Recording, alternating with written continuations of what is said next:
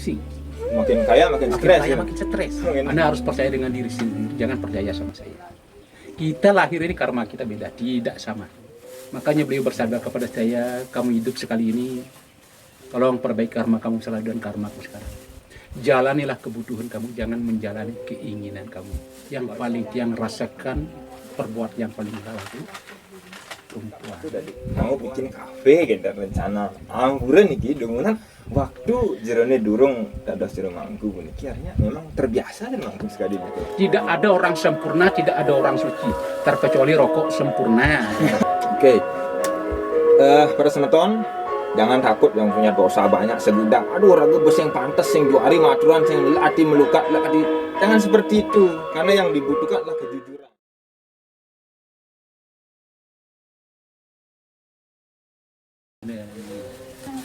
Om Swastiastu para semeton sarang sami ring raina makin titiang jadi mentaken ini sejarah beliau menjadi seorang pemangku iki. Mudah-mudahan kita bisa mendapatkan motivasi untuk belajar yang namanya kita sebagai walaka umat Hindu supaya bisa mengajarkan agama kita sendiri supaya tidak hanya bisa komentar saja di media sosial nanti. Om Swastiastu jero Om mangku. Swastiastu. Nggih. Tiang Nas mangga jero mangku perkenalkan diri dumun kita sejarah singkat sedurung jero mangku dados mangku di ring kuresiwa gitu. Tungkar pisan. Ini petakian iki pisah nggih. Mengawalin titiang dados jero mangku. Dados mangku gede ring kaya ngasiwu. Pada awalnya titiang tidak percaya sama agama atau kepada Tuhan. Tidak percaya sama Tidak sekali percaya ya. sama sekali. Sebab yang mengirakan Tuhan itu adalah saku. Karena tiang sebagai pembisnis waktu itu zamannya Orde Baru itu ya mungkin sedang keren-kerennya dia masih di atas lah. Tapi usaha jero Wenten CP Rejasa bergerak di bidang properti. kontraktor kayaknya. Ini kesuwen-suwen kok banyak uang kok tiang bingung, pusing. Makin kaya makin Makin stres. kaya Ya? makin stres. Makin. Entah apa penyebabnya yang kurang tahu. Ini menarik nih. Tiang tidak siap kaya istilahnya kan. Belum siap kaya. Nggih. Mengawalin titiang, kelahiran titiang di desanya sendiri itu yang malah orang yang paling termiskin. Bersaudara 9, rumah tidak punya, jadi luntang lantung sampai umur 17. Istilahnya dumunan melarat kan? Melarat. Yang orang yang paling melarat. Dia dari melarat kemudian mulai bisnis, punya Setelah uang, begitu mulai tiang putuskan lebih baik kawin. Karena kita mengikuti sekolah nggak bisa, butuh dana, butuh makan. Kami tiang kawin. Setelah kawin di sana tiang belajar, dia bekerja. Ya, mungkin karena karma mungkin bagus nanti tiang tahu. Pekerjaan yang tidak saya pernah cari, orang yang mengejar malah banyak bos-bos yang mengejar tiang. Memberi kepercayaan karena tiang dasar tiangnya kepercayaan karena jujur itu yang motivasi yang jadikan bekal hidup ini. Jujur itu orang yang paling baik, oleh yang paling bahagia. jadi modalnya kejujuran. Kejujuran. Banyak orang memberi titiang kesempatan malah titiang tuna tastre tidak ada pendidikan diberi kesempatan sebagai manajer sebuah perusahaan garam dan manajer pertanian. Malah yang di bawah titiang banyak insinyur-insinyur dari luar. Titiang merasa bangga dengan diri sendiri. Kok saya bisa? Karena pengalaman karena kejujuran. Setelah 2009-8 ekonomi di Indonesia ini termasuk krisis 98 kan krisis moneter gitu. Yang langsung naik hutan. Pada awalnya pernah program titiang itu sama sekali tidak ada tujuan ke spiritual, tidak ada sama sekali itu. Memori di pikiran titiang itu malah bisnis titiang yang rencanakan kafe. Berapa kafe nanti tiang buka nanti. Nah, itu rencananya. Mungkin masing desa tiang buka kafe satu-satu itu rencananya. Kenapa kok tiang lari ke gunung? Belum masih tiang percaya sama Tuhan. Apa sebenarnya arti Tuhan itu? Bagaimana wujud Tuhan itu? Nah, tiang bertanya dengan diri sendiri, akhirnya tiang belajar meditasi di lereng Gunung Batu Karu bagian barat ini. Kebetulan di tempat ini ada tempat yang sakral. tempat sakral, ada merupakan babaturan, itu dianggap pura zaman sekarang ini. Itu yang mohon kepada siapa sebenarnya yang ada di sini. Memang benar nggak ada Tuhan, karena saya tidak percaya Tuhan. Guru apakah jero mangku wonten penuntun atau Tidak sama sekali ada penuntun. Wonten nggih? Guru skala ten wonten. Skala. Ada dari sendiri mulai meditasi menemukan jalan. Ya Tuhan, khususnya saya mohon kepada Siwa. Kalau kamu benar-benar ada, tolong wujudkan saya. Saya ingin jadi orang spiritual, ingin melanjutkan tempat suci ini, merenovasikan tempat suci ini menjadi tempat persembahyangan. Karena tempat ini ketinggiannya 1100, mata air sama sekali tidak ada. Kalau zaman dulu pengelisir saya tuh ke bawah cari mata air itu 4 kilo jauhnya.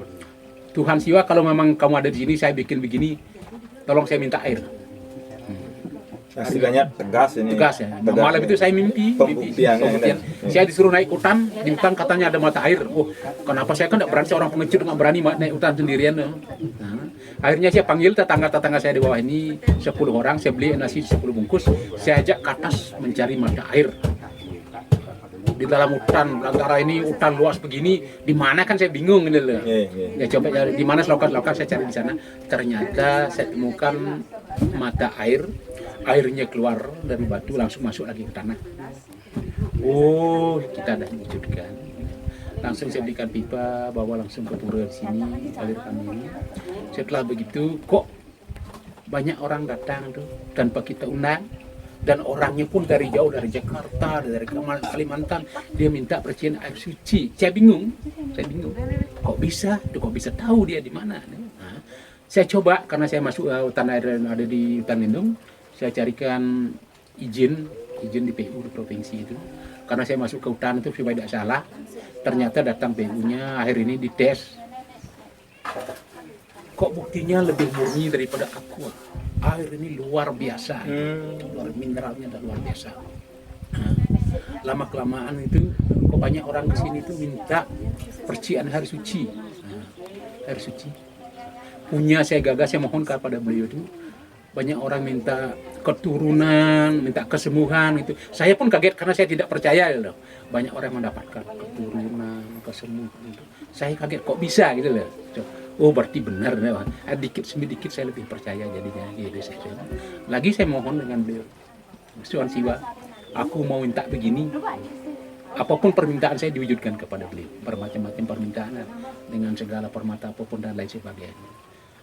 Akhirnya saya tunduk kepada beliau, saya percaya kamu, Tuhan ada, Siwa memang ada di sini, saya sujud kepada kamu, tolong. Saya tidak ingin kaya lagi.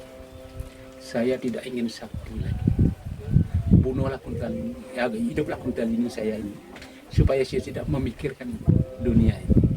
Itu permohonan. Saya siap jadi pelayan. Siap jadi pelayan Tuhan dan siap jadi pelayan umat. Kan banyak jadinya orang datang ke sini menganggap saya orang keberhasilan. Tapi sebenarnya saya tahu dengan diri saya ada apanya itu. Semuanya itu kan dari beliau. Sebenarnya kita sebagai manusia ini tidak ada apa-apanya terkecuali beliau. Banyak menganggap saya sebagai orang suci, orang guru besar, sebenarnya tidak. Saya tidak. Saya yakin dengan diri saya ini, karena saya bekal diri sebagai manusia, bekal ruang peneda ini baik buruknya di badan saya. Saya tidak mau menganggap diri saya orang suci, menganggap orang saya seorang ibu, saya tidak mau. Siapapun datang ke sini, saya menganggap saudara. Dari bupati, pengemis itu semua saudara saya.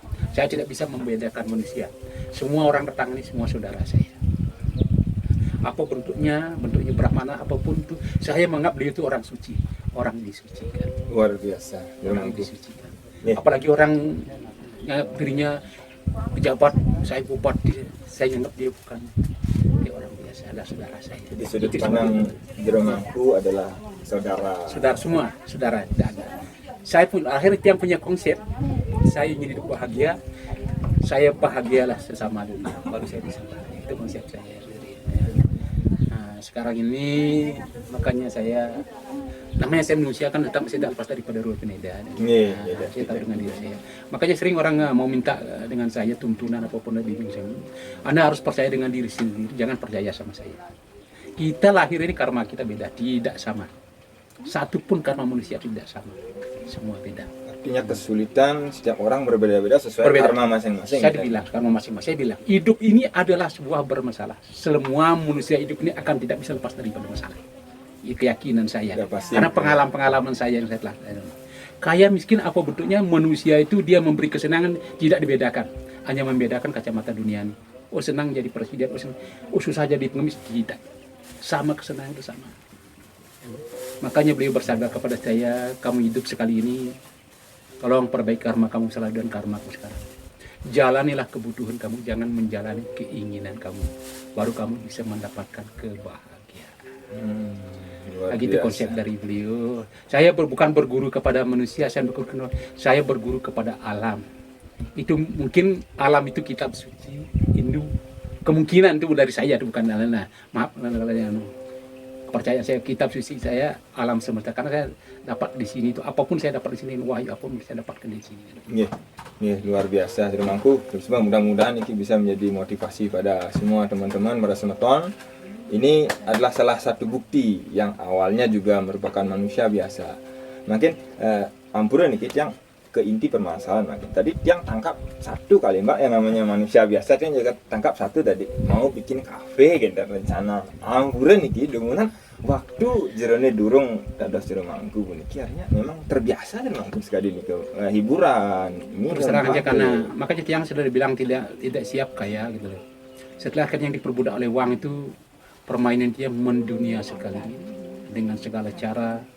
Semua pekerjaan tiang itu tidak ada yang benar itu. Kemungkinan dari Tuhan itu. Salah satu contoh bisa disebutkan mungkin yang biar bisa teman-teman kita bisa belajar juga dari pengalaman jero Mangku. Ya pertama kali kan saya memang satu misalkan tajian atau penjudi juga juga tiang, peminum enggak. Yang paling tiang rasakan perbuatan yang paling salah itu perempuan ya. Perempuan itu. Karena saya diperbudak oleh uang, saya beli dengan segalanya dengan uang yang saya bisa. Oke, para semeton, kalau mendengar Niki yang sendiri pun juga setuju sekali bahwa yang paling berat itu adalah perempuan. Karena sesungguhnya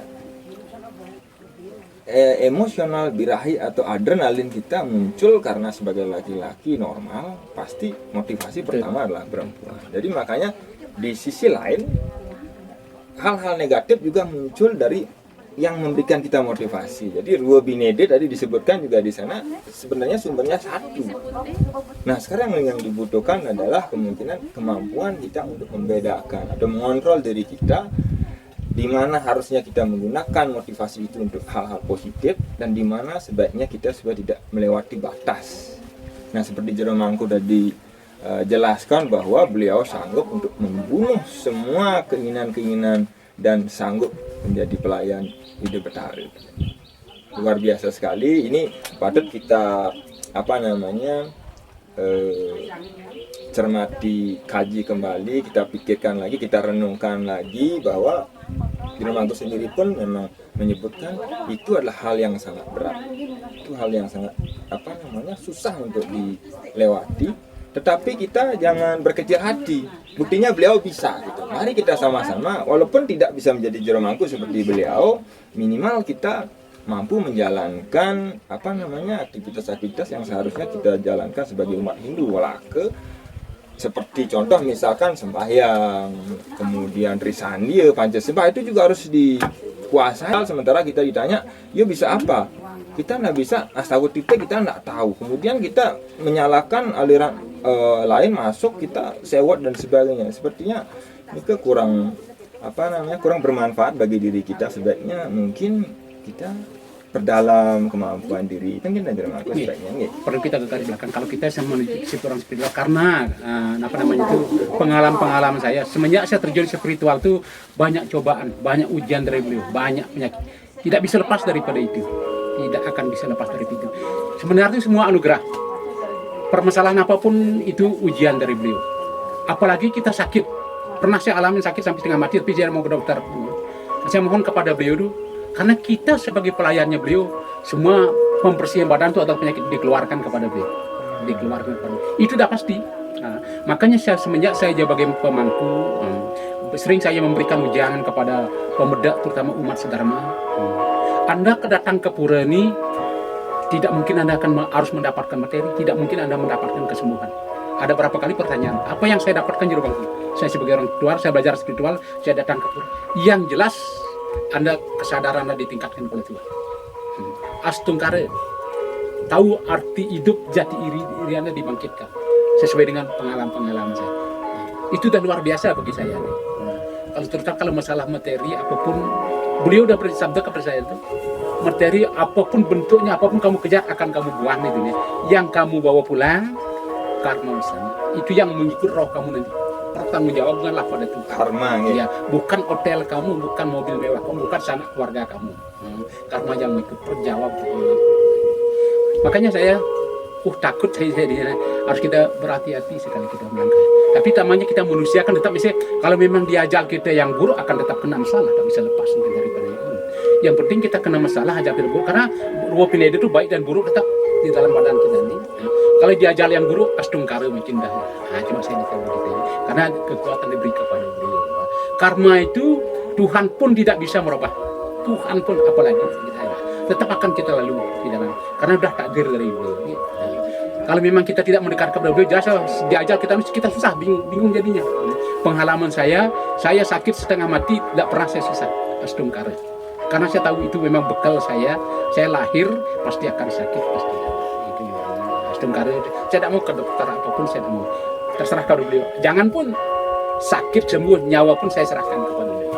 Karena kepercayaan kematian itu hanya beliau, selain itu tidak ada yang tahu. Itu rahasia Tuhan. Dokter siapapun tidak bisa menulis kematian. Tidak bisa. Hanya beliau. Tapi itu pengalaman saya. Maaf kalau memang ada kekurangan saya, karena saya sebagai manusia biasa, tolong dimaafkan. Nah, mari kita sama-sama. Saya bukan seorang guru, saya bukan orang kesana. Kita sama-sama belajar. Hidup di dunia ini tetap lepas daripada belajar. Tidak ada orang sempurna, tidak ada orang suci, terkecuali rokok sempurna. Cuma itu pengalaman saya. Ngomong tidak ada orang sempurna, yang ada satu pertanyaan nih. Lagi satu Anton. Di viral nih di media sosial, seorang ahli salah satu ajaran bilang, saya tidak tahu nomor HP desanya Widi gitu. Kenapa kita tanggapan jerongangku, kalau kita sebaiknya bagaimana menanggapi ini? Kadang kan orang panas mendengar nih, mensing percaya kayak Batari, jadi mana dari orang spiritual kan begitu orang-orang. Banyak pertanyaan, malah dari Sunyi pernah bertanya dengan saya, Pak Jero percaya sama Tuhan? Apakah kita tidak dibohong ini? Bagaimana wujudnya Tuhan? Dia pertanyaannya begitu. Karena saya orang awam, kalau saya anggap Tuhan, kalian Anda lihat tuh pohon itu, kok ada getarannya? Dari mana datang getarannya? Dia bilang gitu. Kamu lihat orang itu kan tidak? Itulah Tuhan. Semua di dalam badan kita itu Tuhan. Semua Tuhan. Kalau kamu melihat manusia itu jangan melihat wujud manusia. Lihatlah jiwa sang jiwanya Tuhan. Tidak ada manusia itu jelek, tidak ada yang benar, tidak ada. Semua rata. Karena kita hidup ini dibekali ruwep bineda gitu loh. Ada yang baik dan ada yang buruk.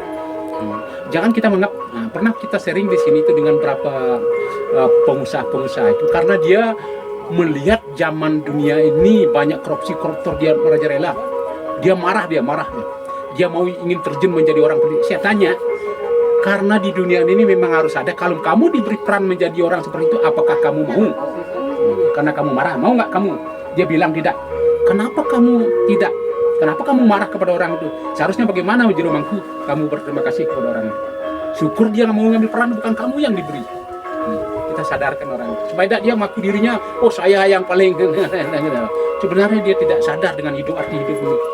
Karena hidup kita di dunia ini kan dua pinede, sering sudah bilang dua pinede, baik dan buruk. Tetap harus sadar, tidak bisa.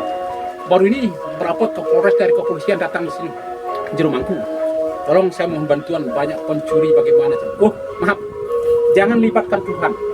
Anda diperan menjadi polisi, jadi polisi yang baiklah. Karena ada polisi dan ada pencuri. Kalau tidak itu dunia ini tidak saling memegang peran. Jangan Anda melibatkan Tuhan, saya tidak mau. Saya bilang gitu. Baru sadar dia, oh iya benar Mangku, maaf dia Mangku. Kok saya terah pura, dia bisa nangkapin, dia bisa pura-pura saya minta, jangan, Tuhan tidak bisa melibatkan. Ya untuk keseimbangan berarti hal-hal tersebut dibutuhkan di dunia ini kan. Iya. Jadi apapun peran kita lakukan dengan Lakukan baik dengan kan. Tuhan itu senang dengan orang jujur. Walaupun kita sebagai pembunuh, sebagai perempuan, sebagai penjudi, sejujurnya Tuhan maafkan saya. Saya salah melangkah. Tuhan pun bisa memaafkan. Oke. Para semeton, jangan takut yang punya dosa banyak segudang. Aduh, raga bos yang pantas, yang juari maturan, yang latih melukat, latih. Jangan seperti itu, karena yang dibutuhkan adalah kejujuran. Ya, mari kita sama-sama belajar melalui beliau. Mudah-mudahan kita bisa juga mengikuti sedikit-sedikit. Ini kirim saran-saran, bakti-bakti, kita kembalikan kepada beliau. Semuanya dari beliau, bukan dari kita. Tidak ada apa-apanya. Tidak ada apa-apanya. Ya, makin kita bisa simpulkan bahwa Binede itu memang tidak bisa dipisahkan. Jadi kita jangan terlalu pusing lah ngurusin dunia politik bagaimana. Mulai dari diri kita sendiri. Kalau kita mau menjadi penjahat, ya jadilah penjahat. Kalau kita memang mau jadi orang baik, nggak usah ngurusin penjahatnya gitu. Nggak usah hitung, ada penjahat 10, dihilangin biar 1 aja, nggak usah, biarin aja. Jadilah kita yang baik gitu. Ya. Mari kita sama-sama, saya juga ini masih dalam suatu perjalanan, mudah-mudahan bisa mencapai seperti yang iya suksema atas waktunya Jeromangku luar biasa. Rayu. Mudah-mudahan para semeton sarang sami presiden iki nyingak pemargi sekali becek sarang Jeromangku. Ini suksema.